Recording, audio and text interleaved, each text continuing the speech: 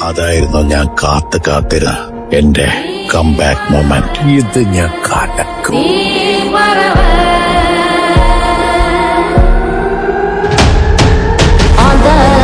சத்தம் என்ன அரண ஊரு சத்தம் என்ன கொட்டாங்கூ சத்தம் என்ன கொடவி பாடு சத்தம் என்ன ஒத்தையில காகமுன்னு மோந்தி கரையும் சத்தம் என்ன ஊழையிடும் நரியோட ஓயா கவல சத்தம் என்ன